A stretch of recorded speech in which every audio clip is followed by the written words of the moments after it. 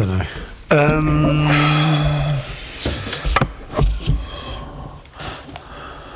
I was going to say something to you.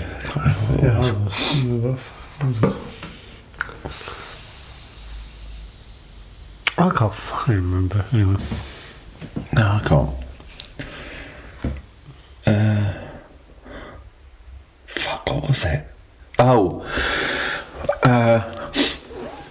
I had my hardest ever workout yesterday. Is that what you're trying to remember? Yeah. Oh. Go on. Don't know, really. Just hard. Just find it hard to breathe.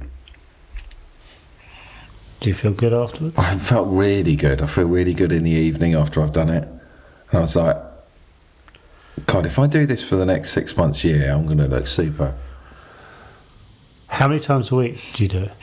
So I do it with him once a week, then me and Naomi come in here once every other day. Do an hour together. What do you do? Do what he teaches me on the Tuesday. Boxing and stuff? No, a little bit more than just boxing. Okay.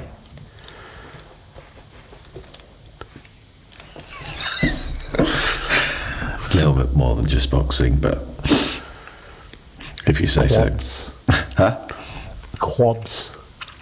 Oh, we had to do this thing. I had to do this thing yesterday. It's the hardest thing I've ever done. Like, since I've been doing this. Press up.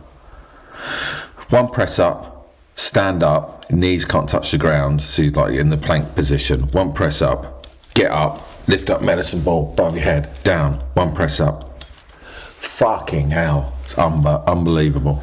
How many can you do? 15. That's good. I thought you were say 4 or something. Oh no, I was... Honestly, I was... Why is this so hard? Come on, David, let's not talk, let's just keep going. Is there loads of that? Come on, David, one more. Fucking hell. It's funny how much more you do if someone's going, come on, David. Oh, honestly, I really need that. And it helps with Naomi. I really need... Come on, 2 more. Yeah. Someone always said Yeah. someone like this runner person said to me, the head gives up way before the body. Well, you said that, didn't you, on a pod? On a pod app. All right, well, fuck it. Yeah, you did. Oh, I don't remember, so I said it again. You said, oh, you're not tired at the end of the working day. You're physically tired. No, you're mentally tired, yes. You're not physically tired. I've taken that from someone else, haven't I? That's all right. We'll regurgitate stuff from... I remember that quite clearly because Rob Beckett said I'd inspired him, and I don't think I'd inspired anyone before. And I buzzed off it for quite a while. It kept popping back in my head. Wow, Rob Beckett's changed the way he behaves because of something I said. I had to do some boxing where I had to lay on the floor, get up, 1, 2, 3, 4, 5, lay on the floor, get up, 1, 2, 3, 4, 5. I had to go all the way to 50, and I was, and he said, okay, now walk up the drive, up to the red car and down. I went, okay, and I was like, fucking hell, I'm wearing boxing gloves, walking up the road. What a wally! What did you do with your hands? No, a lot of people were going, wow, you look fantastic. What did you do with your hands? Did you just sort of there? Yeah, because like a proper a boxer someone would have them up. No, just in front of me as if I was, I don't know. Yeah, hiding them with as much of your body as you can. Yeah. Yeah. Anyway, that's what I was going to tell you. I reckon one day, if you keep doing that, you'll be so pumped about how good you are. It'll be like the Rocky thing up the stairs to the car, and you'll go, yeah, but I'm going to run. Well, I do that now. When I go up there, I just run. I'm feeling 5% better now. Okay.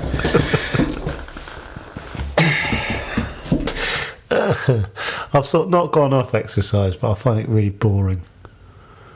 Oh, yeah, that's why I need help. I'm still doing it, but I'm very resentful about going for Really? a run. I thought you were Mr. Motivator. I'm quite resentful. I still do it a lot, but I'm very resentful. It's only so I can have 7 Ferrero Rochers, which I had last night. Did you? On a Tuesday? While I was watching the football. Ugh. No, it's fine. Wow, we don't have chockies until the weekend. Then we go bananas. Yeah. I try not to do that, but I break. I like chocky. So what? May I recommend the something in Rattery for a Sunday lunch? It is phenomenal. Rattery? It's amazing, yeah. It's just up the road from near us. And I said to Naomi, this is so good, I'm going to have to say something to the waiter. It was so good. That's what my mum does. Yeah. Did you put your hand on her forearm to stop her? Did you go like that? Do you get busy in here on a Sunday? Yes, we do, yeah. Do you have to book or sometime? Really? That surprises me because that was good. That was really good. Who are you? What do you want? My name's David and I'm off to the croft. What do you want? I'm only doing this until I go to university, so fuck off. No, not at all. She was lovely. I'm sure she was. No, I think people want to hear if they're doing a good job. No, they do. No, I was being flippant. I'm sorry. You have to book. I really recommend going. I might do a jingle. Every time I say I might do a jingle, it means I've got to fucking do one. I won't just do a jingle. I won't do a jingle for a month. The Church House Inn, Rattery. It is superb. The pork. Oh. What was the pork? No fat. Just slid it down my throat. Hi, Matt. Are we recording this? We're not. Oh, fuck. Have you recorded your... I'm recording my end. Yeah, oh, that was lucky. Wow, was it? Don't know. Hello, Matt. Hey. Hi. Hello, Matt. Hello. Where are you? I'm in my office at home, but I painted it black, so... Yeah, why? I'm trying to... Why did you? You can't really see it, but it will look good when it's finished. It's not, like... I've always wanted a completely black room, but not in a sort of 15-year-old goth way. In a sort of... like sensory deprivation, so you're not... Oh, right. Do you have windows in there? Yeah, but I've put a temporary... Put brick wall up. I've plastered over it. Like the light. No, that's going to be shutters. It's going to look good. But at the moment, it looks a bit dingy. Is it because you don't want to... Hello, Matt, by the way. How are you? Hello. Haven't seen But you we are going to talk about your black room. It's the first one we've had on Chatterbix. Is it? Yeah. Well, everything's very... Isn't this the theme of this? Breakfast and mornings and stuff, so... Yeah. This is it? Isn't it? I don't know, really. Occasionally. It only says that in the thing on... But don't you do it early in the morning normally? Like, this is quite late for you guys, 11 a.m. Yeah, we've done one already. Oh, no, I shouldn't say that. I don't know. No, we should say that. Well, sometimes we schedule the apps. We double bubble. We double bubble. Best feeling in the world, a double bubble. That's exhausting mentally, though. Yeah. Yeah. Because you do it a little poddy, don't you? Yeah, I've done podcasts for a while now. Yeah, on Patreon. In fact, you told me to go on Patreon, I think. Do you like it? Yeah, I love it. Yeah. Because we're doing stuff, like the ad-funded model of podcasting where they say, if you do it for 6 months, you'll get a big following, and then in a year, the advertisers, blah, blah, blah, that sort of thing. And just never, mind you, I didn't stick at it anywhere near 6 months, but it was like, this is never going to make money this way. And then I was talking to you, David. I'm sure it was you. And you said, I'll try. Yeah, it was. And you said, try Patreon. And then I thought, fuck it. And I leapt. And it was the best thing I ever did. Not the best thing I ever did, I think. It's just a thing you did. The thing I've done that's related to podcasting. But haven't you've got got a lot of Matt Morgan fans in the world, haven't you? That like a piece of your ass. Well, I don't know about that. Well, Yeah, They don't do. say that. Yeah, it's too early for that, David. yeah, okay. But yeah, no, I have, because of doing radio shows years ago with Russell Brand, and Noel Gallagher was a regular guest, and there was a whole that was ages ago. That's like over 10 years ago, but there was a committed following from that. So yeah, it was. I mean, that worked out because I had an audience already. Hang on, I'm just adjusting my height of my desk. Yeah. Are you standing? I'm sitting, but it's a standing desk. Is it? Yeah. Yeah. But I always just sit there now. Do you ever sit on one of those workout balls? I've tried that. It's weird, isn't it? It is good because you're never. Posture. Yeah, Good for the but posture. then, I don't know. After you could do it for like an hour, but after that, It's unsettling, just sort of isn't it? unsettling. Sit on a Yeah, beach. would you rather have bad posture? I'd rather be a fucking crippled sort of old. There's adverts where there's an old lady bent, and then in the next one she's like that. Yeah. I'd rather be like that, and I've not seen that. there's no dignity sitting on a No. rubber. Like, you're Especially right, if you've painted the rest of your room black. yeah, And you've got like a big cool room, and you're sitting on there. Love to watch me slowly slide off my rubber ball. There. If we all sat on there, and one of them popped, and we just shot out of zoom shot. that'd be awful like that. David, where are you? Are you? I'm at home. How are you? Yeah. Looks like you're in some sort of like modern office place where you've cycled to it. You're in Soho or something. Where are you? I know, don't tell me exactly, but are you still? I'm in Devon. How are you? Fucking hell. Yeah. Where are you, Joe? I'm in Brighton. You're from Gillingham, aren't you? I'm from near there, yeah. Oh, yeah, I'm Okay. from Dartford. How are you? Yeah. Do you support Gillingham? Here we go. No, my mates did. They used to always go up. It's did you not get hooked in by the glamour of the Priestfield as a young man? No, there was You went for a London club, didn't you? No, I didn't support anyone. My dad was Man United, my granddad was Chelsea, and then where Dartford is, it's like Charlton, Gillingham. Do you know what I mean? Sort of with like me in Where between is the two. Dartford? Kent. Yeah, but East. where is it in relation to the bridge? Southeast of Dartford Bridge. It's right next to it. It's one Yeah, but side there is of it. nothing next to it, is Yeah, there? it's Dartford. Yeah, there's a town there where Mick Jagger and Keith Richards are from. Oh yeah, it's all going off. It's Lakeside Shopping Centre. Yeah, Lakeside. Well, Blue Water there as well. Is it? Which one's Lakeside in Essex and Blue Water's in. Blue Water's our side, isn't Yeah. it? God, there used to be a. Someone told me that Blue Water was on wheels. It's on the wheel. Big fucking massive Move it wheel. around. I think that's something I Yeah. would believe. Yeah, I know, right? Because That's you'd why I go, well, sort that of said makes it. sense. In case you want to turn it or something. I I imagine. don't know what. It's always hot. Always spook. Yeah, B Jams is always hot for some Yeah. reason. It's always in this. Don't know why I said B Jams. Just go with it. I want it now. I want to change. What is B Jams? Was it It a used to be frozen? like the frozen food shop.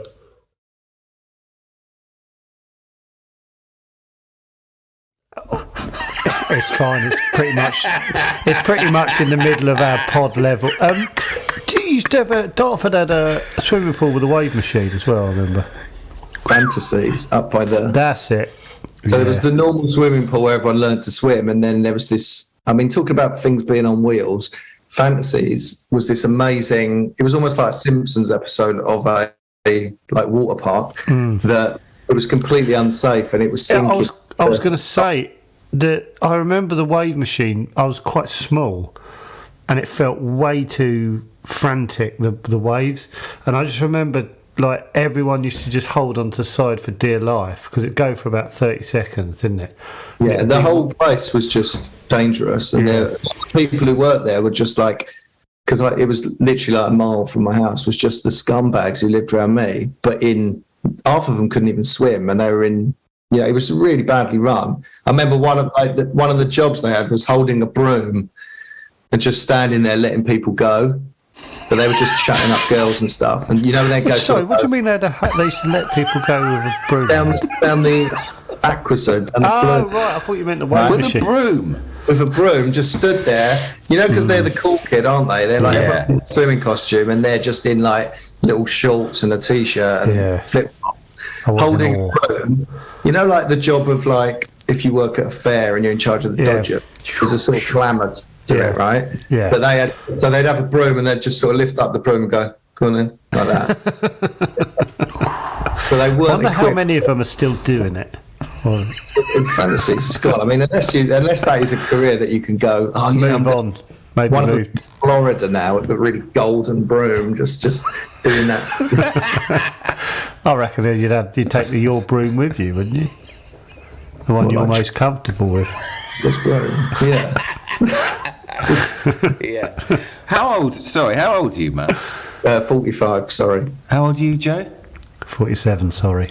I love. How close did you live to Dartford? 10 miles. I love that you're sort of pottering around you two. And we went to Dartford for the swim. We also went to Larkfield for swimming. I like the idea of looking from above, just seeing you two as little kids, just nearly crossing paths. Yeah, I always think about stuff like that. That'd be nice. Find out we were on the same bus or something. If you could like a diagram of how close. Yeah. You just watched us through time. I could watch that for hours. Well, still nowhere near each other. Yeah. Still nowhere near. Constantly. Just like one starts once. Yeah, once every 9 months I go to Dartford for swimming, and you're not there because you're in you're just visiting your auntie. So it's like, fucking hell, they're ever going to cross paths? I bet they could do that nowadays. People's phones, you could just track, couldn't you? Fucking hell. I mean, I don't know. We'd have had to have little tags on us when we were kids. I would have prepared to do it on the off chance. Imagine doing that setup. In case you ever a podcast with someone in Dartford, we're going to tag you. What was your nickname, Matt, growing up? Yours was Ace, wasn't it, Joe? Did you believe me when I told you that? You got really. We were talking about nicknames, and I said, "Oh, mine was just Ace," and you got really cross. Ace. Why would it basically? Why would anyone call you? I didn't have one really. Ace. Not ironically, surely. No, I didn't get called it. I made it up. But David, it's amazing how quickly David got cross to the fact that someone. Well, you weren't called Ace. No, of course I wasn't called Ace. When did you ever see a kid in the 80s give someone a positive nickname? I think you're super, so we're going to call you Ace. What? Okay, cool. Okay. Fucking hell. Are you writing at the moment, Matt? I wanted to talk to you about writing and getting no pleasure from it. Oh, it's terrible, isn't it? Welcome to the Oh, past. fucking hell. You've got each other. I have to do it on my own. I don't know how you do it on your Todd. It's ridiculous. No, I don't. Ridiculous. Well, at first it was like, well, hang on, it's hard to make enough money from it anyway. So and then I've never actually met someone that it would be 50-50. It's either, oh no, actually that's not true, but maybe because Neil Webster, me and him were writing together, but we were writing. Hang on. You know Neil Webster, Chatterbiscuit. Also, the famous. Have you heard the episode when Neil came on air? Episode, probably one of our greatest moments. Oh right. I love Neil. Yeah, he's we were doing something, so that's not true. But like in terms of comedy, I haven't met that special person. I haven't either. No. Well, maybe it's me, Joe, and this is awkward. But yeah. Love that. Feel free to go for it. yeah. I'm not sure I'd be asked if I'm honest, Matt. You wouldn't survive this black room. No, just drag me down. No, even though you're in a black room, I'd still drag you down. Yeah, somehow you. Yeah. How do you write on your own, Matt? You've just written a sitcom, haven't you? Yeah, well, it's not a really new one. It's like a half-hour. Yeah, so it's it was for Showtime in the States and Channel 4 here, So it's fucking weird because it's like it's a horror. It's a gothic comedy drama. I mean, it's really hard to. What I'm basically setting you up for is it's not funny. Have you filmed it? Yeah, we shot it over the summer. Is it all done? Did you go into it going, this is funny? It was, yeah, but then, I mean, like, what you're trying to do is keep these two things of, like, the story's good and the drama's good, and it's kind of spooky and scary, and you think, what the fuck? So it needs to be a genuine spooky. Yeah, comedy would burst that tension. And comedy then fucks it up, and then we were really keen for it not to just feel like a parody of horror. So then you're not getting jokes out of, like, that area. So I think it's all right. I mean, even when we were shooting it, I was like, I don't really know what this is, what it compares to or anything. But having watched a few cuts, so we've edited 4 of them, and I think 1 and 2 are locked, more or less. You go, oh, okay, it's like that. But I still think, oh, shit, should it be funnier? It's really hard to... No one knows, do they? Honestly, Joe, the amount of times I felt like we wrote stuff that we thought, oh, that's funny. And you see it on the screen and you go... Well, we got to a point where we'd write something funny and then just go, well, that'll just shrink, won't it? And it'll just be someone saying that. And be like, well... Do you know what I mean? You go, we sort of go, that's funny, and then like have a dawning realisation that on telly it'll just be someone saying something, and then just move on.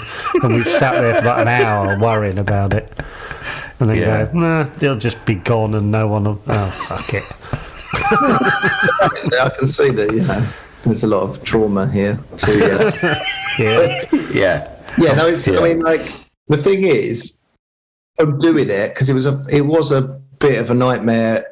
Like in terms of just so many cooks by, loads of people, the production company, me, the star, the director, the American side, the British side, like just a lot of people. And because, if it's the first series and it's in this weird grey area, which you can't really go, oh, it's like that. So people, so everyone's pulling in different ways. And in the end, I just think, I don't know now. I don't know what I was thinking. Yeah. Is it your idea?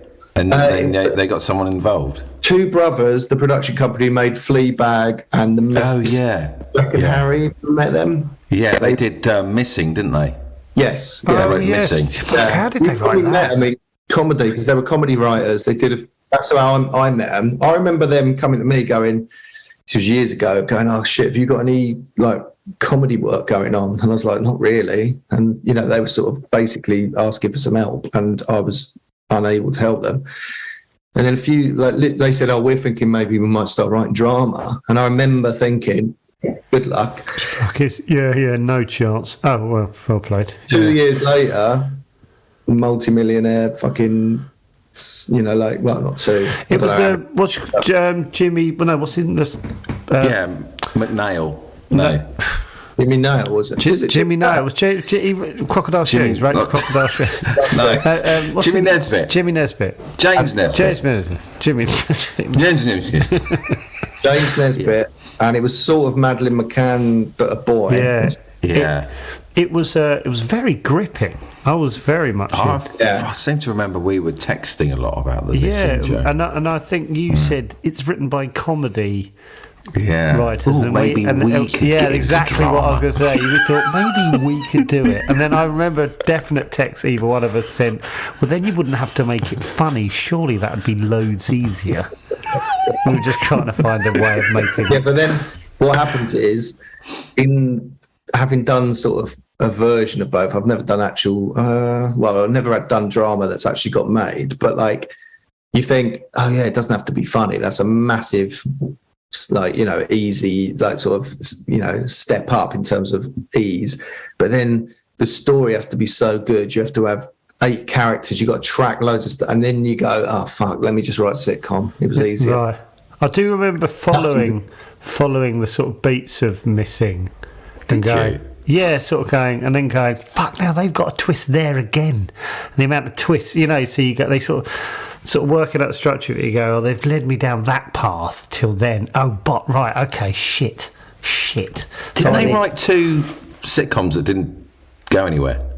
I remember they wrote an animation. Do you remember that called Full English? Was it? And they did a thing called Roman's Empire that was. I auditioned for that. Oh, did you? It was like Arrested Development. Fucking hell! I did an audition for that, and I remember the director just going, "Yeah, just give me a look. Like, who is this bloke? Get him out of my room." Yeah. How do you write on your own though? Just staring at those walls. No, I just sort of. How do I write on my own? I mean, the last thing I did, I had quite a close relationship in the writing with the producer. So, because, like, they're good on story. So I'm going, hang on, and they're, like, tracking the story and saying, well, what if this, and if we move that reveal to there, and, like that sort of thing. So, because it was drama-ish, right? You're having 90% of your conversations are about story, structure, and that stuff. And then comedy is sort of, everyone was like, oh, yeah, we'll nail that. Yeah, that's almost like the fucking dressing on top, you know? Right. So that's how I think comedy drama works. You're not trying to find inherently funny situations. You're going, let's tell a really good story, and then the characters, the way they are, it's like, and you can get comedy out of it that way. So it's a different way of doing it. But yeah, I've just always written on my own. I'm better on my own, I think, because I've written for stand-ups, and then I hate being in the room. Have you really? Have you? What stand-up for stand-ups or? Yeah. But I don't know if you're allowed to say their names, but... No, you are. I mean, obviously I wrote stuff for Russell back in the day, but I think it's all right to say I've written some stuff for Jimmy Carr. He won't mind, I don't think. No. I love that, but then sitting in the... Like, if I go, right, I'll do a whole day of jokes, he'll give me some areas and stuff, and then I'll sit and I can do it, no problem. But put me in the room where there's... Oh God! I did a room with what was it? 8 out of 10 Cats room, and it's all like gag writers. Is there a room? Yeah, there's different rooms because there's like a writing room for like each team captain, and then the Jimmy room. I think that's how it works. Anyway, I didn't know that. But you've done well countdown version, but yeah, I've done the other one, but I didn't know they did. Never. Right. Oh no, I used to write for it. Oh yeah. I just remembered. Fucking hell, Joe's in the wrong room. We were in that room together, probably. This is where our little craft. But I don't like. I remember my version of it. You were sat on my lap. Oh, did we go out for we date for a bit? Actually, yeah. What are those rooms like? I mean, I have done one. Mine wasn't like together. It was like, I remember it being like, when I was doing it, it was like a call centre. And there was like a line of people on computers. It was sort of before everyone sort of had laptops that they carried around, you know. And I just thought it was sort of really bleak. Oh God! And it was in like West London or whatever, Shepherd's Bush or whatever. And it's just because I remember who I was sat next to, and it was like, well, someone I know now. And then no one spoke to me for a whole day, and I just wrote all this stuff and then just handed it in and never heard. The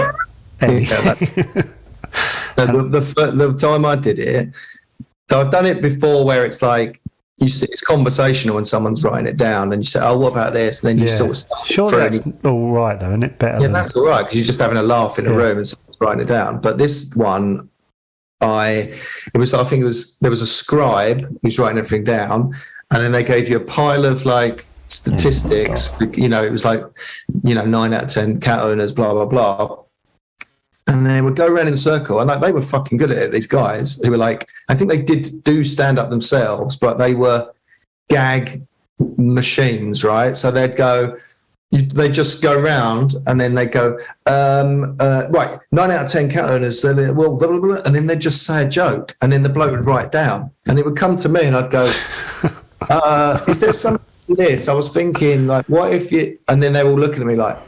Oh, my God. What's interesting about that is probably all the sort of... those rooms are just so full of paranoia. Everyone is just racked with paranoia. It's like the but if they're doing it weekly, though, and they're a little gang... I know it is, because I know those guys, and they're they're sort of like, I need to be funny this week because I need to be booked next week, because there's no like. Oh my God! It's you're freelancing and they just go, if you do well, you'll be asked back. It's just no one's ever relaxed. It's just horrendous. What they do when the scribe writes it down, they put your initials on each thing. Oh God! You're joking. That's horrendous. They were doing proper jokes, but they were all of the sort of jokes of, well, he's never been to Liverpool sort of joke. So I'm sure the quality was varied. Yeah, but the rhythms were all like, well, like that sort of thing. And I was like... You were looking down your nose at them, Matt. What was that?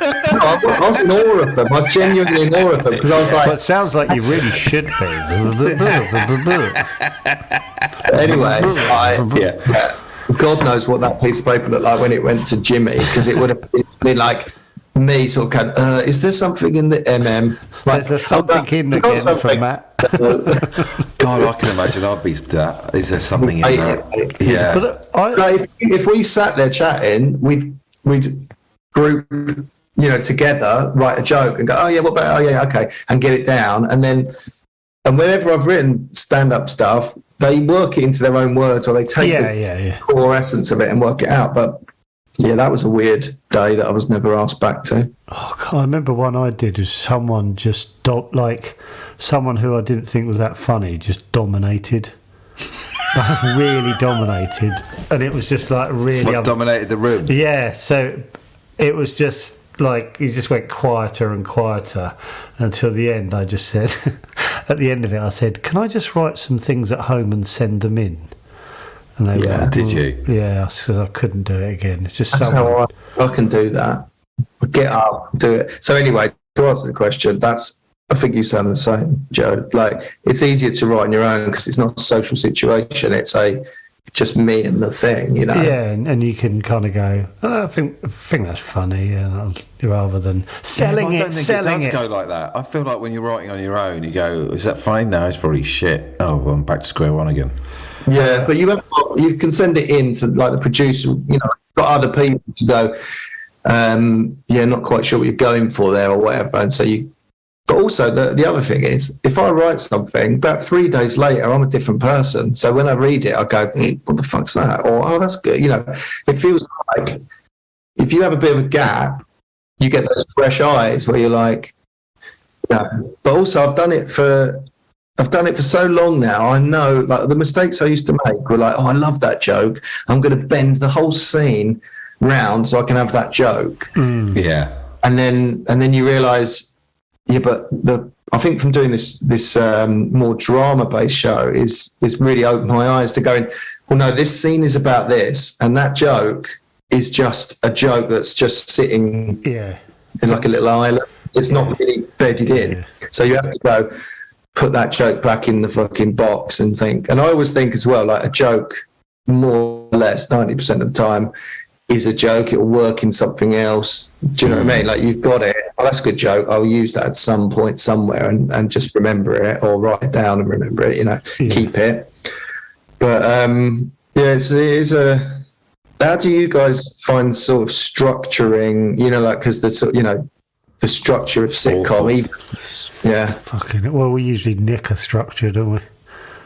Yeah, well, I remember with Cockfields, we were like, right, we want no structure, or as little as possible. We had to have some, didn't we? But it was quite nice not to sort of...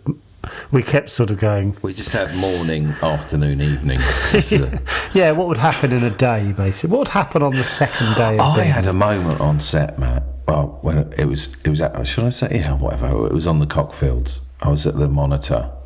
We spent like months writing it. Oh, I can't remember you telling me this.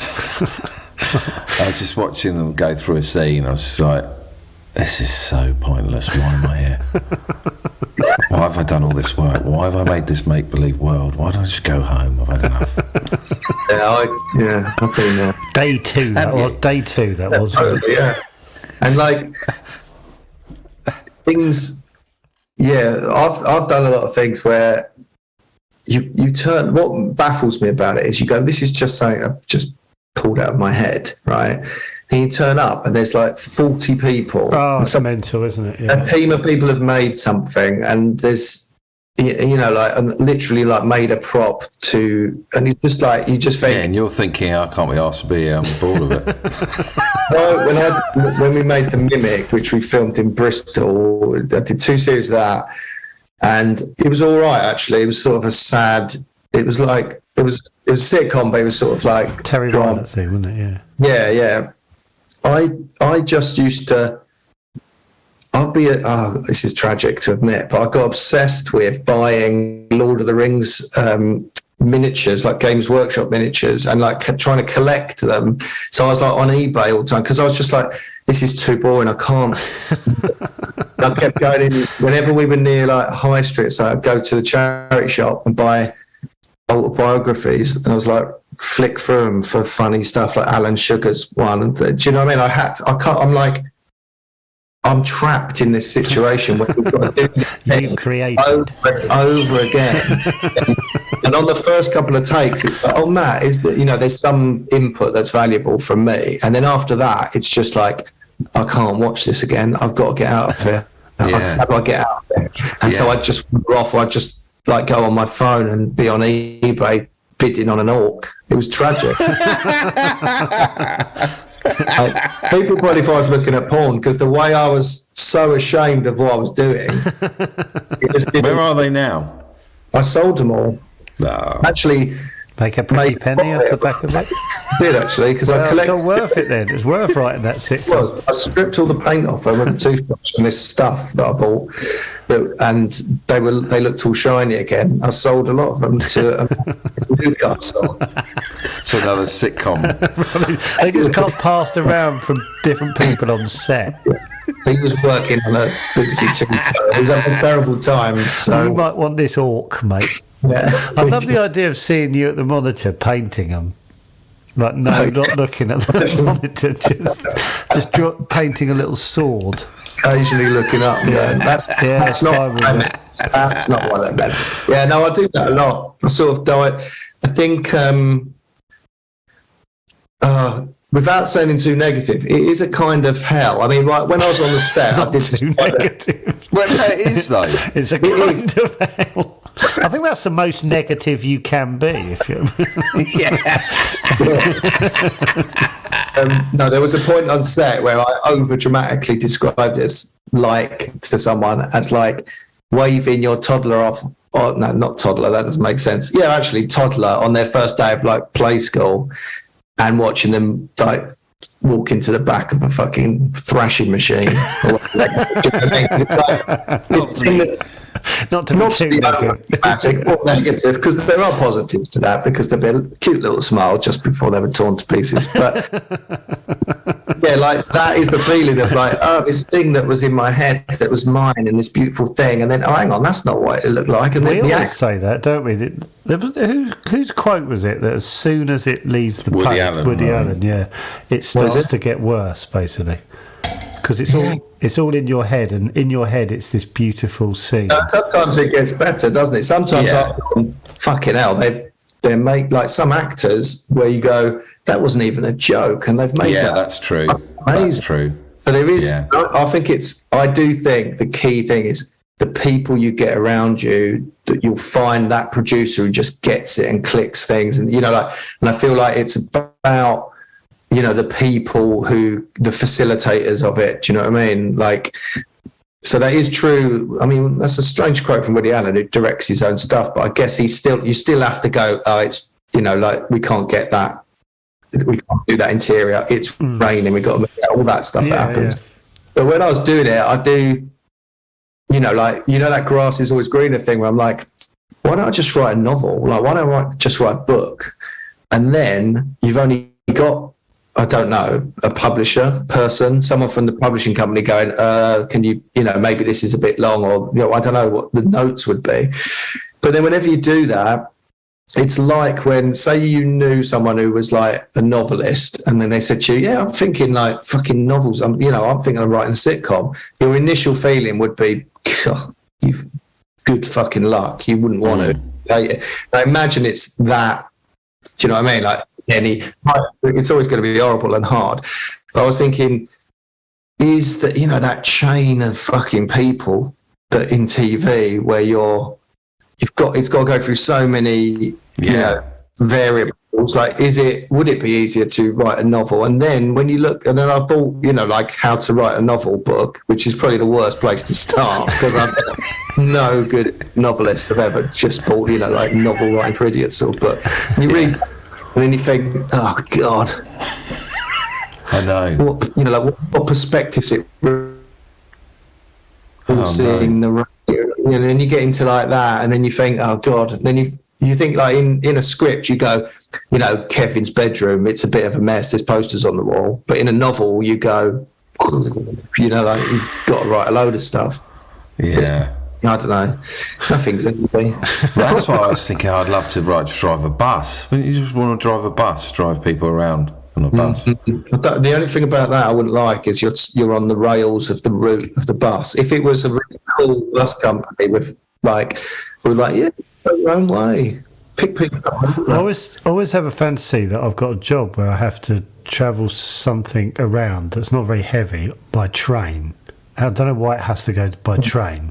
In a briefcase? Yeah, in a briefcase, basically. And I have to go like all the way up the country and back, just hand over this briefcase, and that's all I have to do. But I'll get like 10 hours on a train just to sort of sit there and do nothing. I went on a train to, don't know where I was going. It was, to near Newcastle. We were filming something once. And the whole train was full of farts. It was just like a tube of farts, a whole fucking thing. What do you mean farts? So the smell of farts. Well, people just farting? The train was full of farts. Even when I went in a different carriage, it was just like, for fuck's sake, it smelt. I don't know what's going on this train. It was going... I think my train wouldn't smell like that in my fantasy. Yeah. My train's really clean and quiet. No, I know what you're saying, but why don't you have that job where you get like a little private plane that flies you to Switzerland with your briefcase? I think because I like the idea of it having to be all day. Like I get on the train at 8 a.m, and by like 1 I'm at my destination, and I've given that thing over, and then I've got 5 hours on the way back, and it's going to take 5 hours. So that's my whole day. You'll be shattered. I'm feeling for you. No, I'll be all right. Hello, Chatter Biscuits and Chatter Biscuits with nuts, etc. If you're enjoying this podcast, you need to get on our Patreon. You will get early access to ad-free episodes. There'll be videos and behind-the-scenes sneaky pics. It's basically a place where we all hang out together. And also, you'll be given instant access to our Discord community, which is a friendly place where Chatter Biscuits share stuff and talk to one another. It's like a nice Twitter, basically. So just go to patreon.com/chatterbix. Also, Patreon is also an app you can download onto your phone. All for the price of a coffee. Once a month, you pay a few quid, and you become a VIP Chatter Biscuit. That's what you'd like. Sign up at patreon.com/chatterbix. The link is in the description of this episode. There, done. Do you know what? There's over 1,000. We've got over 1,000 patrons at the moment. Let's do it. Patreon, give it to me. Patreon, I need it, girl. Patreon, give it to me. Patreon, I need it, girl.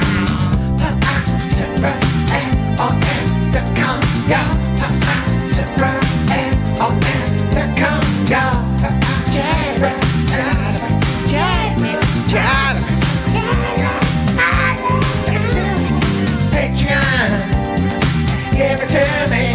Wow. Patreon, I need it, girl. Patreon, give it to me. Patreon, I need it, girl. Yeah, just give them about. I used to work on a bouncy castle, and I'd give them about half an hour. But if it was, did you? Yeah, I'd give them. When? How old were you? 18. Brian. Deeply Dippy was number 2 in the charts, and Brian Adams was number 1. I remember that because we had the radio on all day. We did play a lot. And where were you? Standing next to a bouncy castle? Yeah, we put the. Where? Well, where in the world? What, like at a fair?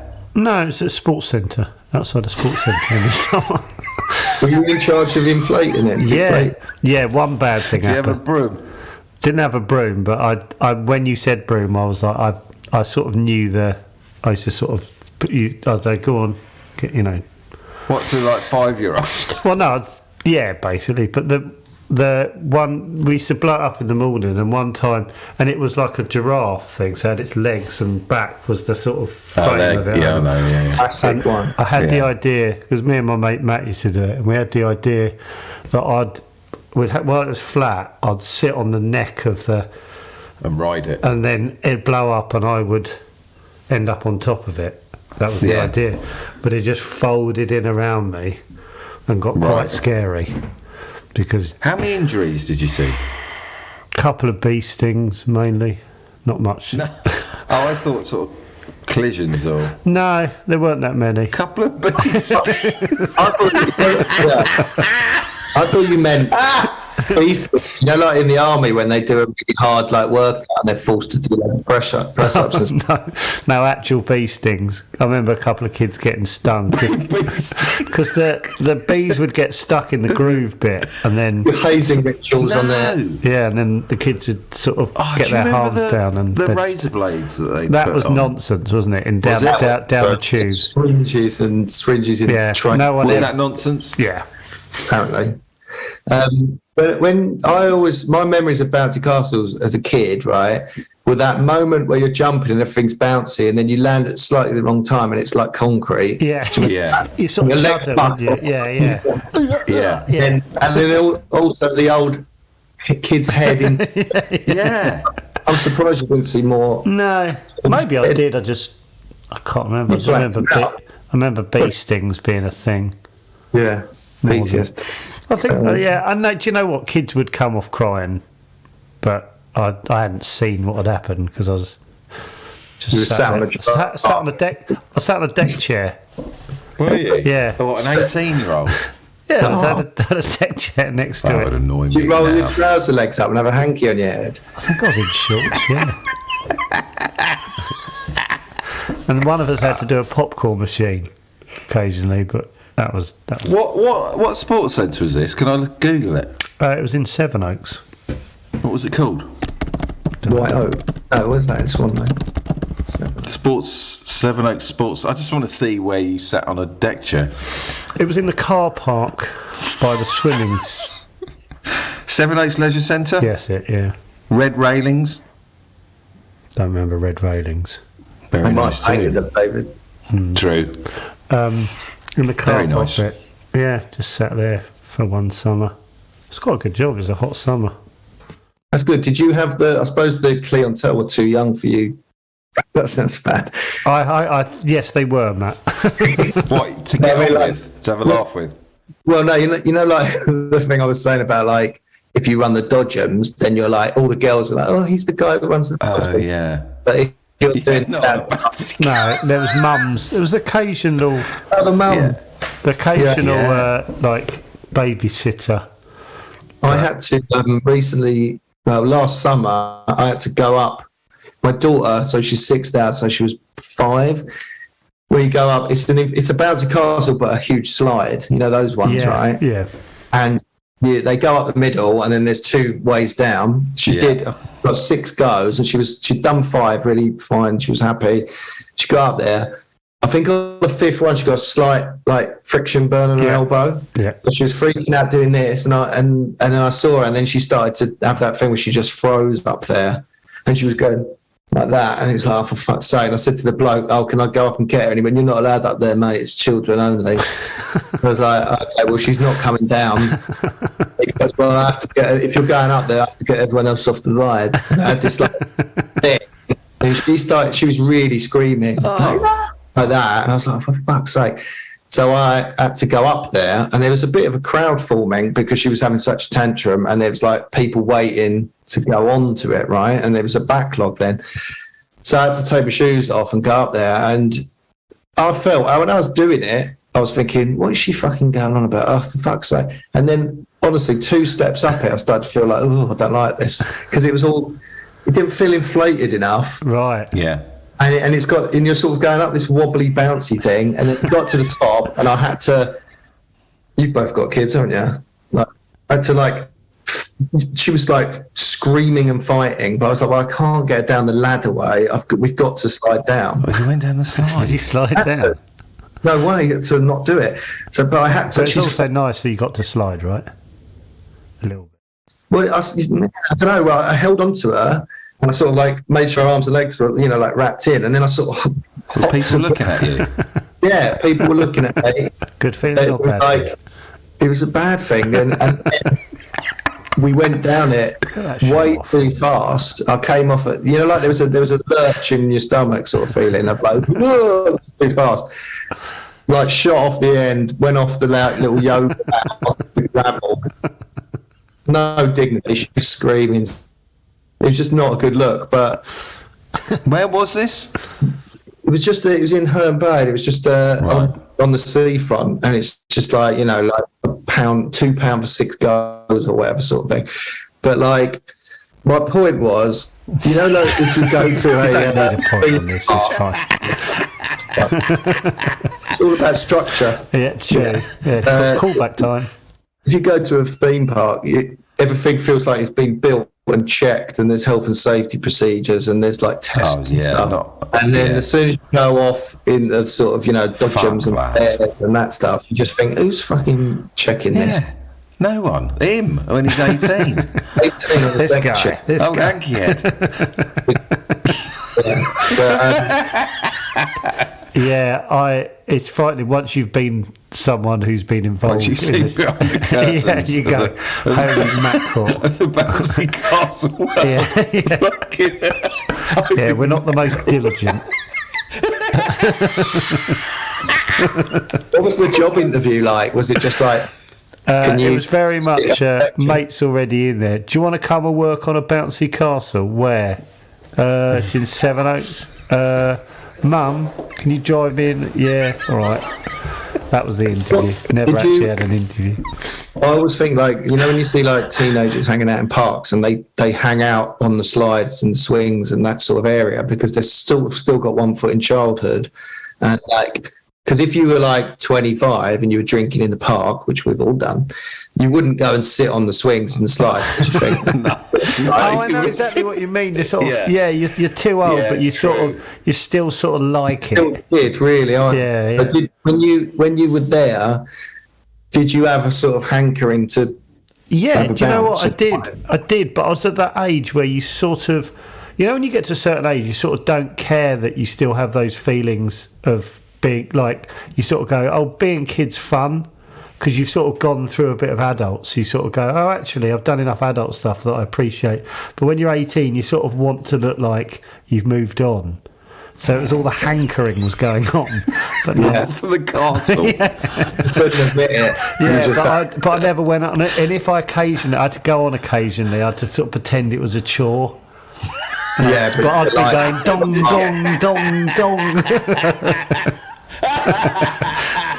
And sort of do a little sort of half bounce, like But actually, what I wanted to do was go doing, doing, doing. Because then you'd have an adult body. So when you were a kid, you were trying to get a really good adult body. You were a late developer.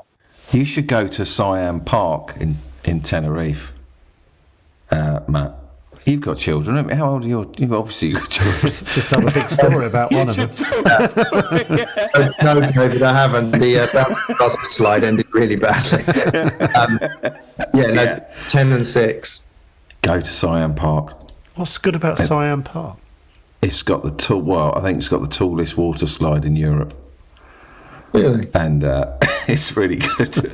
Not got as much as you hoped there, did you, when you said tallest? Well, when I said it, I was like, well, there's no anecdote here. I just want to say to listeners, I used to shitting love water parks. It's amazing. Honestly. David, has it got the feeling of safety of a theme park or the mild danger of a fairground? Safety. This is one of the great theme parks. This is one of the greats. Yeah. Siam Park, how does CYAN? SIAM. I mean, the hotels around the area is a shithole, but But one, the actual... it's worth it for the water slides. I'm going again. As soon as I get my little body in trim. Do you know what? That's what I was thinking then. The times I was in water parks, and I'm still not, but if you've got a good body, you can strut around those things up and down the rides. Especially it's in a Tenerife. wonderful, but if There's so many good-looking blokes walking around. If you're with worried their about pecs your narrow shoulders, you're not enjoying it as much as everyone But with no lovely one really broad cared. shoulders. No one's looking at I you. know, but at the time you're thinking, God, I wish people were Right, I've got to adorable. use you, Matt, now you're here. Yeah. I've got to go to an awards do on Sunday. No, it's a big thing. And I haven't got the... Huh? Is it about the film? Because I haven't seen it yet, but everyone says it's really good. Oh. Well, Do you want I an need... Is it Have the I Oscar? won an award? No, I'm not going to... no, but my point is I've got no smart clothes. What would you wear and where would you get the clothes from? Mate, I'm so bad at this because I find I don't wear smart clothes ever. And I What would you wear to a do? I've got a black suit that I got. Oh, fucking hell. Okay. From, That's enough. That's all I need. Yeah, but I can't even. I had it for a wedding, and it's God, like every bloke's the same. I've got it for a wedding. No one's got more than one choice, have they? No, and it doesn't even fit me. I can't. Where did you buy it from, though? Trying to think. I went uptown. I was on Oxford Street. Top man. I can't remember, but I think Debenhams. It was one of the places where you go, like a department You got store. a big enough choice. There's 10 different makes. Yeah. If you were going this weekend and you had nothing, genuinely nothing, I'd go to Blue Water, I think, from where I am, and I'd go. where? I don't know. They're just going to have your Debenhams. No, I know Debenhams doesn't exist for everyone. Okay, but Burton's, you're going to have Burton's top man. The thing is, you sort of have bloody Burton's, but they just have suits that are fine. They're fine. Let's go with Ryan. they're Top just Man. suits. I think Top Man's too young for men like us with grizzled beards and stuff. But Burton's is all right, isn't it? There's a Burton's in Hove I would go to. I could drive there in 5 minutes and I'd happily get a suit in there. What would you spend on a suit? you want that slim fitting vibe, don't you? No, do you know what? Not I'd go to Mark's because you got none of that slim fit shit. You just have straight down leg. Yeah, Marks and Spencer. No. Actually, I did get a suit in Marks and Spencer's one, and somebody said to me, literally said, "Who are you wearing?" Which is a bizarre thing to fucking say anyway. And I said, "Marks," and it was embarrassing, but it was in America, and I don't think they knew that. I think they probably thought there was a designer called Mark Spencer or something, and they thought, He really does lovely plain trousers, doesn't he? That's good. That's good. Solid underwear. I love Marks and Spencer's actually. As I got older, I've appreciated that. I'm so comfy in there. Sorry. Maybe I should go to Marks and Spencer's. Yeah, I think that's not a bad shout actually, because And none of that slim fit shit, just straight down. You They might have some slim shit fit. you don't want a baggy. You don't want a baggy suit, do you? No, but you just don't. You just have straight down legs, and like Yeah. you know what I mean. Do you know what I mean? I know the ones you mean. I think so. I think I know what you mean. Because there's a trend of these slightly tight and like. Well, that's slightly tight. I mean, like, look at footballers when they have to wear suits. It's like leggings, isn't it? The trousers. Yeah. There's no need for it. There's absolutely no Don't need. get a boot cut suit. Yeah, boot cut. Don't- That's boot don't cut. get- No, or no, do because get. that's tight. That's the tapering Oh, ones. boot cut. No, boot cut's like where it's a bit flared on the. Yeah, boot cut's what you're talking about, Joe. Oh, okay, we'll get that then. But don't No, I'm don't not get getting the a fucking tapering. boot What cut. the tapering ones Marks and called? Spencer's, like Top Man, slim. This is fucking diabolical. Don't give a shit. I want. This feels like where we're trying to meet again on the map. Yeah. I'm most comfortable talking about this than anything else. I'm absolutely not getting a boot cut. Yeah, because slim fit in Marks and Spencer's means like quite slim. Slim fit in somewhere like Top Man means Is painted on legs. nonsense. Yeah, because Marks and Spencers know their age range, and we are in their age range. And I think you'd go in there and you go, they're invisible. Like that, you wouldn't go, oh my god, these are old dowdy. You just go, yeah, that's normal. They've got some good stuff. You Go look, in there. you will look Okay. normal. Yeah. That's what I'm going to do. Yeah. 200 quid. 200 quid. 170, Fine. I'd say. Black. Dark grey. Let's go black. Yeah, or really dark grey. Dark grey. I don't know about dark grey. What's wrong with dark grey? I don't know. I think black's weirder than dark grey. Yeah. Why? I don't know. I'd go black suit, black shirt, but no tie. Black. Have like an black Black shirt. shirt under black suit. Yeah, that makes you quite invisible. Does Why it? do you want to be invisible? Don't you want to be? Aren't you like? No. No, everything's about being invisible, isn't it? Just don't go then. That's the best. Oh, fucking tell me about it. Don't open that door again. Just go to Marks and Spencers and... That feels better. Now I've had both of you go Marks and Spencer's, I'll go in there. I'm sorry I didn't say Marks and Spencers on the last pod we were talking about this. But I should have thought Marks and Spencers. That would be my go-to anyway. Why that's good is because if you go in a young, cool place, you'll feel out of place. If you go Marks and Spencer, you're like fucking Teen Wolf. Just Yeah. Everyone's like, who's this crazy guy? So Yeah. sexy. Yeah. I think you'll have and- loads of choices. And shoes. Yeah. Just Belt. suit, shoes. Nice belt. Get it all in there.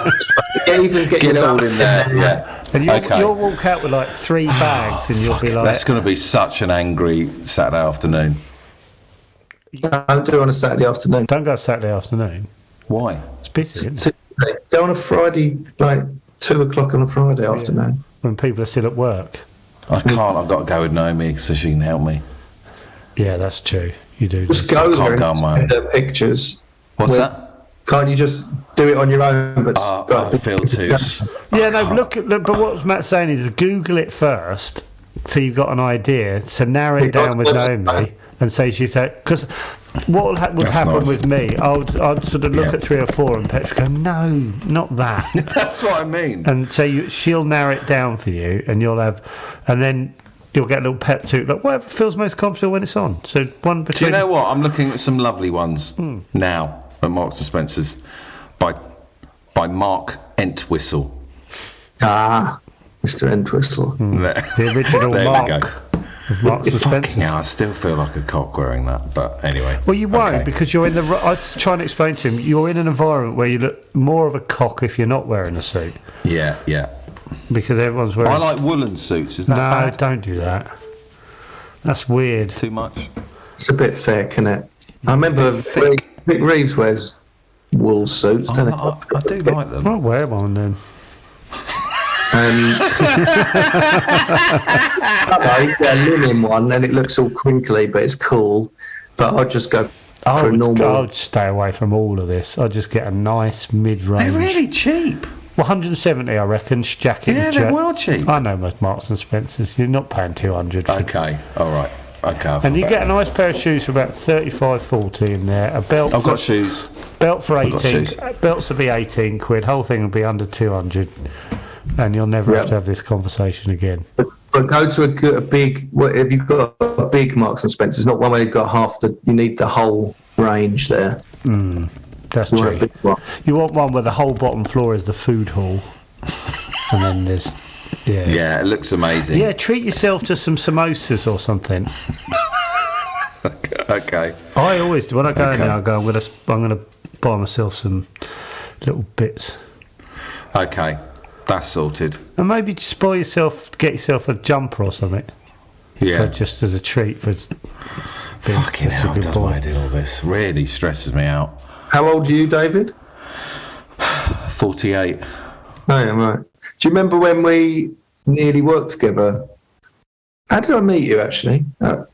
You came to watch me at the Soho Theatre and I got your soon-to-be wife up on stage? Or wife? Yeah. She just. Without realising she was your... So Yeah. apologies I there. That was all right. She didn't know what the fuck was going on. She was literally. No, I was panicking. No one was comfortable. No one was comfortable in that room. I know. I was like, she'd just come from LA, and I'd said, "But how did I know who you were? I must have Don't know. I put some YouTube video. You know that like Brian's Keys, Right. like that. I'd seen that. He I was sat front row, centre of the front row. yeah. Just like that. Afterwards, you were like, "Oh, you just didn't laugh, or you didn't react, or anything." I thought it was Did I? Yeah, you were like, "Oh, I've got." You. Well, I was a bit like, "Oh God, he's just taken my." But I think she was my wife. I can't remember, but like, and she was up there, and she didn't really know what was going on at points because probably couldn't understand your accent or something. But like, Sorry. no, well, don't be Your sorry. wife It was American then? Yeah. Don't know why I'm fascinated by that. Oh, okay. Well, I imagine like there's that because you were doing, it's like anti-comedy sort of stuff, wasn't it? But that does exist in America, like Andy Kaufman type. Yeah, I'm surprised you didn't gulp it down. She had a good time. But Did you? Afterwards, when you went for a it meal. was really funny. And then I did this thing which should have been good, but it became not good. And then you were The pilot. Yeah, what was it called? That was Fun- my ME period. Yeah, I remember you dropped out because your legs stopped working. I thought it was a lie. Wow, let's talk about that. They sort Yeah, of- I had to pull out of everything. Yeah. That's when I was telling you, Joe, that Shane Allen said, "Do you want to do a prank at the Comedy Awards?" Oh, fucking hell, yeah. And because I was sort of new, I was like, all right then. And I'm really glad I didn't now. But I didn't because my legs stopped working. What happened though? Because I thought that was like a comedy excuse at the time. I thought I had a breakdown. Like, what? Yeah, I've had Yeah. a breakdown. My legs were all right, but like, No, I couldn't walk I didn't get out of bed for like 2 months, and I just couldn't walk from bedroom to the next room. was it like was the problem in your legs, or was it like a balance thing? No, or- it was a psychological thing, just zero energy.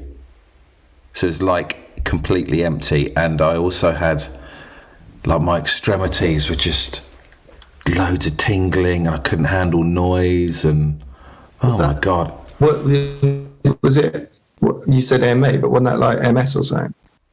Well, that's what I think. It's just this cycle where you start thinking, "Fucking hell, what is this?" and then it gets worse and worse.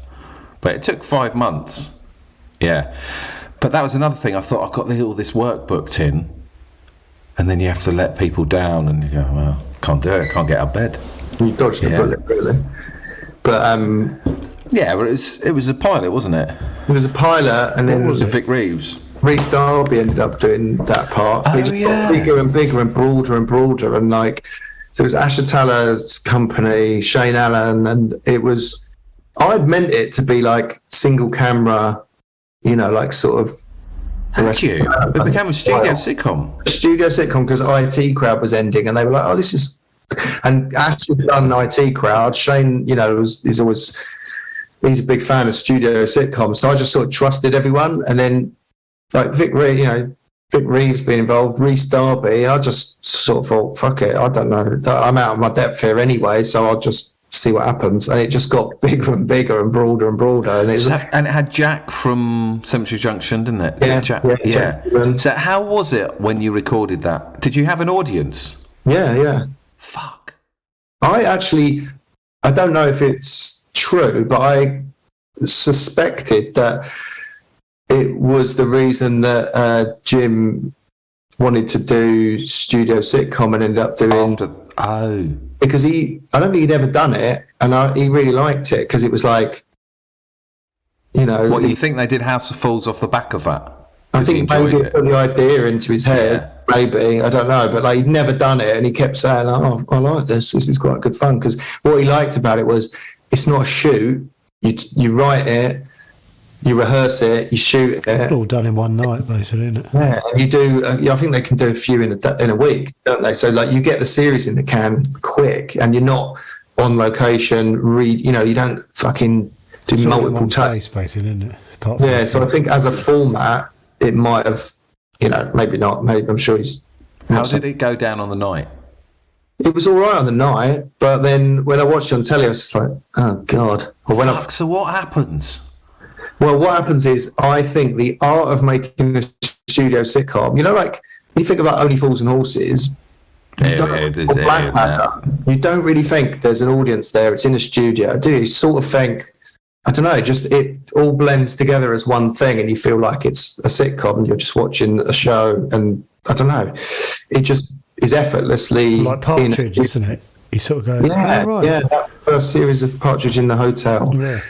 when that came out, and they had a wall up, I think. They did, didn't they? They had a fourth. Yeah. I think sometimes it doesn't work if you feel like you're like in the audience of the thing, you're really enjoying it, but sometimes on telly you feel like you're watching someone else's experience. Yeah. So you're like, oh, because they're sort of, it's almost sometimes it feels like it's played for the audience there and not the people at home. So you're sort of like watching someone else's experience. And, and it's you never like watching really get in the stand-up bubble. telly. Yeah. Yeah, exactly. Yeah, but that's really weird, isn't it? Because say you watch like Big Bang Theory, it's just you're on. It almost feels like the laughter's just. There's no such thing as canned laughter. People say that, but it's like what they do a little bit. They It's pump like it up sometimes. yeah, put a bit of laughter from here. And I was saying, and I'm like, don't do that, because I feel like we all have a sense of what's a natural laugh and stuff, and sometimes like there's bits in Dad's Army, right, which I love, and then there's a bit where like the actor sort of stumbles a line, they've left it in, and there's bits where they didn't get a laugh, where you go, well, that's a good joke, that didn't get a laugh, and it's only because it was sort of off the back of that laugh, and people Only have just Fools and Horses is exactly like that. There's whole bits where, because I was talking to Michael Fenton Stevens about it, and like they got really good at sort of the timings and stuff, like especially David Jason would say, like before they'd done it, going, expect a laugh there, so they'd sort of fill like with a bit of action, so you're not standing. That's the genius of that show. They weren't just standing there waiting for the laughter, there'd be a bit of business, but he'd know, so things like that wouldn't happen where you'd sort of lose the one after it and stuff like that. The writing and the performance will get better, but there's in the early stuff there's loads of stuff where you go, I don't get anything, and they haven't pumped it up, or it just gets that. But when you're sort of watching it as a normal punter, you're not sort of gauging the laughter. It's only because it doesn't stand out to you, and I think it's a lost art, really, because like from that little, dipping my toe in the water that time, we go, what, like it doesn't feel like it's for, you've got the feeling of this isn't for me, this is for whoever was there at the time. So you've got this like second hand feeling. And then when you start moving laughs around and boosting laughs and trying to, then there's this, it's almost like, like I guess, where something's not quite right, like a doll going like that. It's like it pushes you out of the reality of it, and you're just like, I don't know what this is. And so, but I mean, there was a million reasons why it went wrong. But I do think the art of studio sitcom, because like even IT Crowd, I suppose, was the last British studio thing that was. Black Books was really good. Black Books. But like, Miranda's did well, didn't it? Well, not Going Out still doing it. Yeah. Miranda, though, interestingly, they were making a point of we're in a studio, so she'd talk to the camera and, all that sort of stuff. But what blows my mind is like Blackadder, where you go, because it is a theatrical thing more than a cinematic. Like when you make a sitcom on single camera, you go and shoot it, that's related to cinema, right? And studio sitcoms related to theatre. But when you watch the, Blackadder, and you just think, fucking hell, that people were there when this happened, these great moments. And it's like filmed in 3 hours or whatever. Yeah, and you just think, fucking nuts.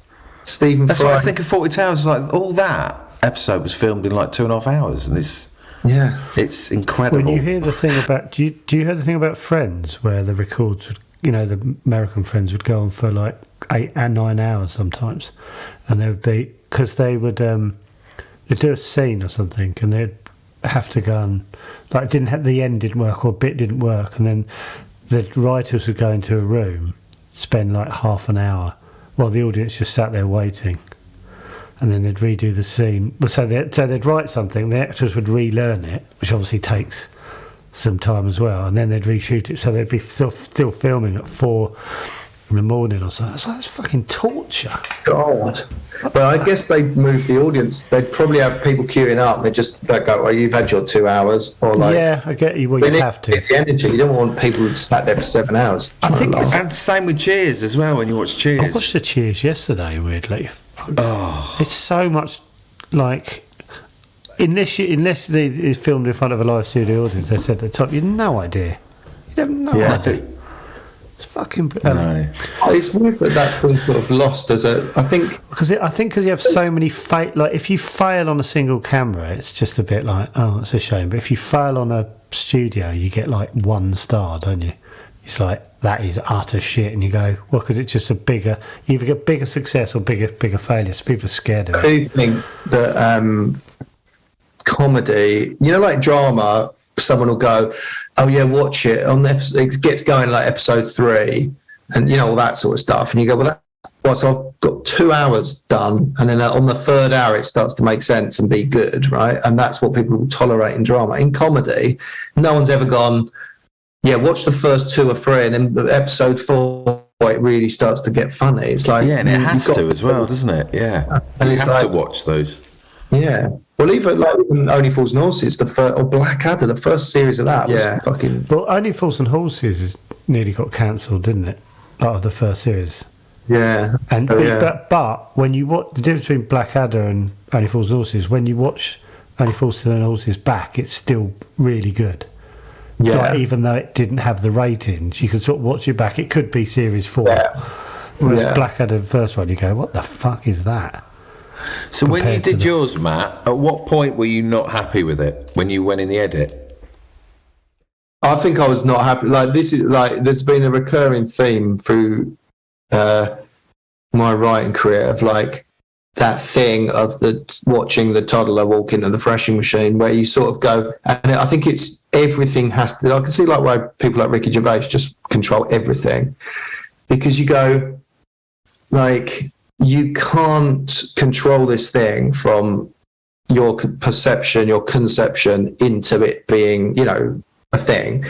And so you've just got to hope that the director elevates it and the actors elevate it and and all that stuff. And I think early on, I don't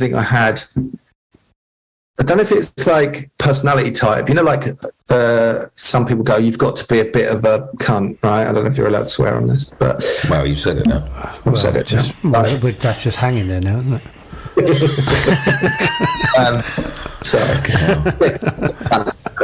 But like, you have to be, and I I wasn't. hardly ever said that word 10 years ago, and now everyone's saying it. Yeah, but like, it swings and roundabouts, isn't it? Because pillock has just disappeared, hasn't it? Well, Yeah. my dad says it. Hasn't it? Yeah. People used to say, "You plank." Plank. What about plank? Yeah. Plank. But I can't remember what I was saying. Oh yeah, you've got to like. So anyway, I was I saying cunt, weren't you? was saying, Over and over. I mean, I am drunk and I'm in a black room. Yeah. But like, Sorry, go on. you just have to. I wasn't forceful enough, and I sort of just went, "Okay, yeah, these people know more than me, and I'll just toe Everyone. the I feel line." like most people do that, and then you go, shit, I've Well, wasted. hang on. Why did Yeah. that went? Like when you have a gut instinct, you think, "No, that's not right. I don't Yeah. think that's right." But hang on, everyone knows more than me. Yeah. So, and then he goes God, on yeah. telly and think, "Oh, fucking hell!" Twitter's the worst thing, because like in the olden days, if your TV show went out, then maybe it would be on, I don't know, Points of View, or there'd be a letter in the Radio Times, or someone in the pub would go, "That was a load of shit." But now Twitter, it's just like a million scalpel blades, isn't it? I remember when Rovers went out, Joe, the first night. It was just... Well, I remember being dead as much as anything. Like you like Twitter, when you put something out and you go, oh, right, it's not even getting like loads of stuff. yeah, It's just like... dead. Yeah. Oh, that's better than like everyone suddenly kicking it to death. That happened, but I think though, even like really successful things, and people at top of their game. I mean, look at that Woody Allen quote. I think that is what happens, and Yeah. because like, I always think like, hang on, if you've like someone's made this thing and it's amazing, so they're obviously amazing and everything's great, and then they have a dud or something they can never quite recreate, or they do something, and you go, there is a certain amount of luck and 100%. alignment of people. I reckon it's all about people. It's like, the director and then the thing and then, like in the script and then that actor didn't quite do that and then they changed that changed the dynamic and then that didn't make sense. And it is such a roulette wheel of... I remember hearing Bruce Robinson the night before, because I think he directed With No and I. He wrote it, didn't he? I think he directed it. It was his first directing job. And he was crapping his pants and he was in the pub the night before having a drink. And someone came up to him, like the producer or whatever, and said, "How are you feeling?" He told him, and he said, "Honestly, I'd stop feeling like that because it's all down to luck. So what? There's nothing you can do really to control it. It's all just alchemy and it's a good chance it'll be shit." Yeah. That's a brilliant way to look at it, because you go, I can only do my best, and there's going to be so many things out of my control that go, no. But what he did do on that film was he was given, like, he didn't second guess himself. He's, it's interesting because he was like, if the crew were laughing, he didn't like it because he thought, like, yeah. Well, he had a few sort of rules of like, don't reach for the laughs, because that film really isn't. I mean, it's huge performances. It's almost like, I love With Nell and I, and I do think it's related almost to like Steptoe and Son, the stuff in the flat, and you think how big Richard E. Grant is playing that, but it's still sort of, but it's not theatrically big. I don't know. It's weird. It's still believable. Yeah. It's just so perfect, and then because it looks so sort of real and grimy and sad and stuff, it just beds it in really well. Like there's no comfort in With Nell and I. It's like the gross flat, the dirty. Yeah, I feel the same about Rita, Sue and Bob too, and that kind of. Yeah, you know what I mean. Yeah, like everything's believable and grubby, and some of the characters are big, but you just go, yeah, that's real. Yeah. I've been to the Withnell Cottage. Have you? Yeah. Where is it, in Wales? No. Tell us. It's in the Lake District. I've been there, Matt. I've actually been there. Have you ever been in it? No, I've been outside it. I've been up to the front door. Someone bought it, didn't they? But apparently it was derelict. You could go in. Yeah, they were doing it up when I went there. Yeah, I thought I went to all the little bits. What's that? I thought the interiors and exteriors were done in different places or so. Oh no, actually, I can't remember. The cottage was, the interiors were done. Yeah. The pub. I went to the gate where the bull gets Randy. Oh really? I went to the telephone box where he rings up his agent. I've been there. I've done it all. Did you go in the phone box and say, "How dare you? Fuck you"? Yeah, I did all that. No, I didn't do that. But why didn't you do it? Don't know. Were you thinking about the drive home? Was this what I was with my son. I bet he hated that.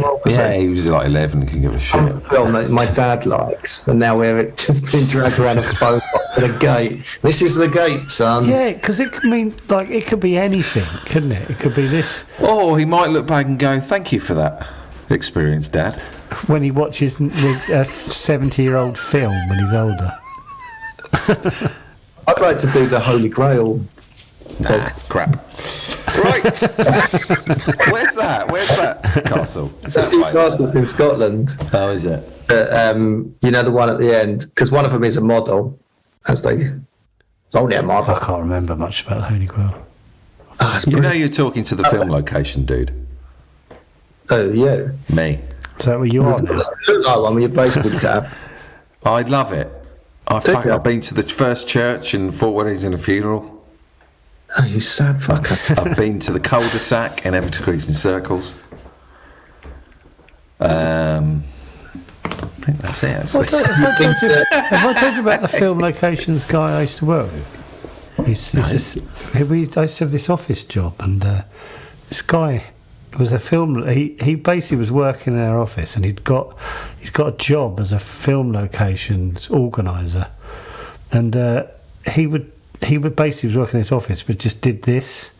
He did a film locations job while he should have been doing this other job, and the office to the point where they cut his phone off because he was making like 4 to 5 hours worth of phone calls a day. They obviously weren't. And so he just said one day, "Oh, they've cut my phone off. Can I use yours? Because they've cut me off." And he basically... Hang on, he was running like a tour company. He was working for a production. So he basically, I think it was his like first job, but he hadn't sort of committed to it and left his old job. So he was doing it from the desk where he should have been doing whatever his job was there. Right, like that. Who would do that? And then he did so much they cut. I don't know why they didn't just fire him. I would do that. I was in awe. I went on the in awe of Craze him. walking tour last night on YouTube. Okay, that's a lot to...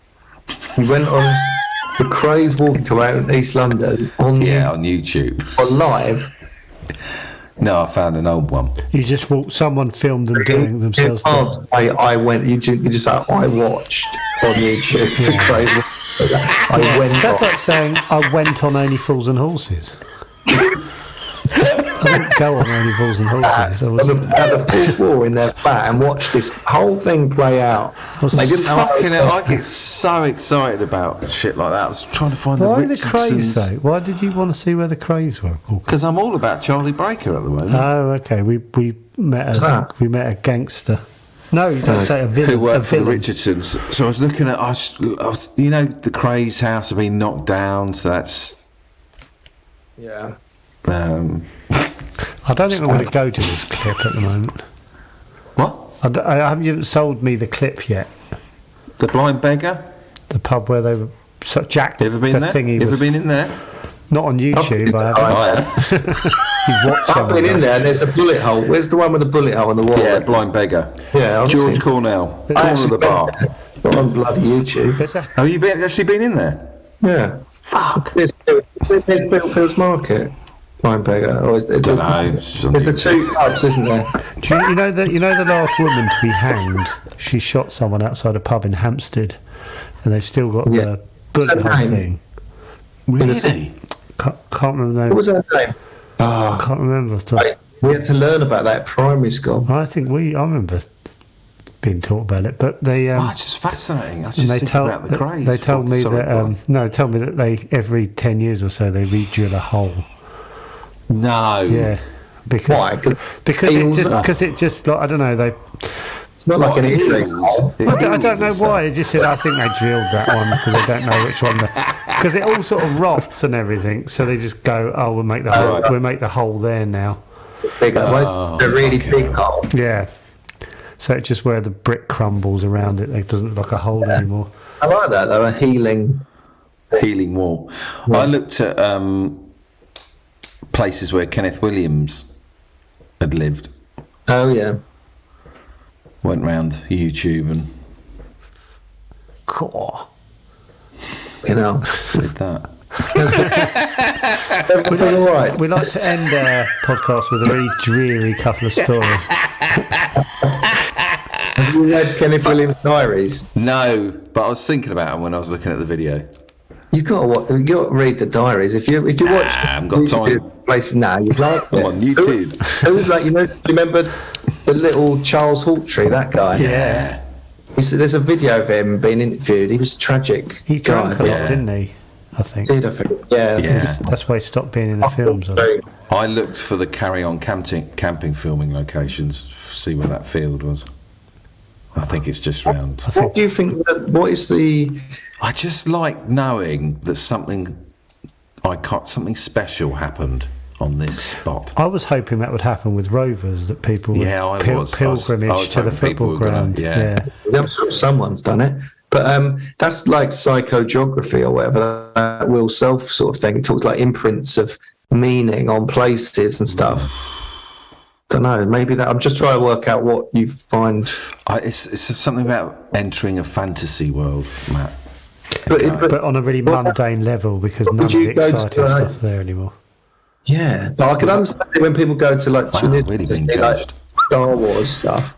Like, I'd like to go to Endor. Not interested. What, Star Wars? You're not interested in that? No, I am interested in that. I'm interested in everything like that. Everything. I've said to Joe, like, even Afterlife, I go looking at film locations where Joe... Where I stood. The person you talk to every single day. Wow, That so is Joe stood there. Would you? Would you have the same feeling with my office if you went, wow, Joe sits there and does this? Believe. Yeah, They preserved a it. little bit. I'll go, oh, right, that's where he sits. Well, I had that a little bit with your house, Exactly, didn't I? so Yeah. you get it. If I went to Matt's, I go, okay, he looks in this direction, like, yeah.